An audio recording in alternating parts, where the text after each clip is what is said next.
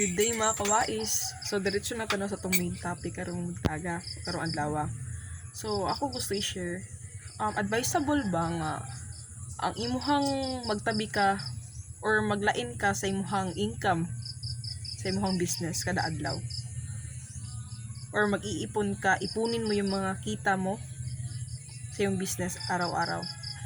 Namang iuban mga kawais no nga instead nga ilahang kumpra to tanan ilang nahalin, ilahang nagakuha sila ito og mga like 20%, then ilahang ginatigom ginahulog sa alkansya. For me mga kawais no, akong advice sa inyo kung nag-start pa lang mo sa pagnegosyo, or like for me sari-sari store, gamay ra man jud ato ang tubuan ni mga kawais no. Ako ang ko amang mga kawais no, dili jud na ako gina-advise nga inyohang ipunon ang inyong halin. Kaya nga naman mga kawais no, dugay kaayo ang inyong progress ana sa tindahan.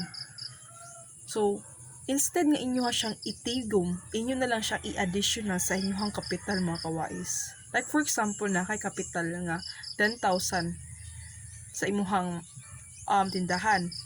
So gamay na jud mapalit ang 10,000 no, pero na ang profit ang 10,000, like for example na kay ginan siya na 1,000 for 10%.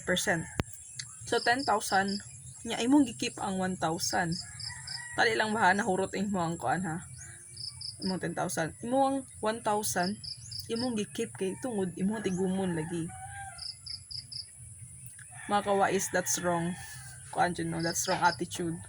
So katong 10,000, instead na imong ilain ang 1,000, imo tong i-add up sa 10,000. So mahimo siya 11,000 imong kapital mga kawais to. So sa 11,000 mga kawais, imong to ikumpra much more pa jud ang imuhang profit kay nahimo na mag 11,000 ang imuhang main capital. Para kung gusto mo paspas ang inyong progress sa inyong tindahan, make sure nga dili ninyo tigumon ang inyong kwarta. Make sure nga inyuhang igasto pagpalit og asset ang inyong kwarta.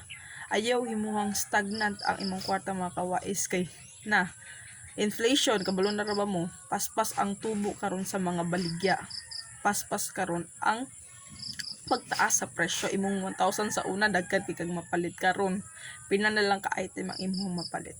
So make sure mga kawais no, be wise sa tong decision making. Ayaw mo si tigtigom, try to take risk. Mubalik lagi na sa imo, ayaw kahadlok mag-fail kung mahurot man lang na. Ayaw kahadlok mga kawais. That's all mga kawais for today's video. Thank you and God bless.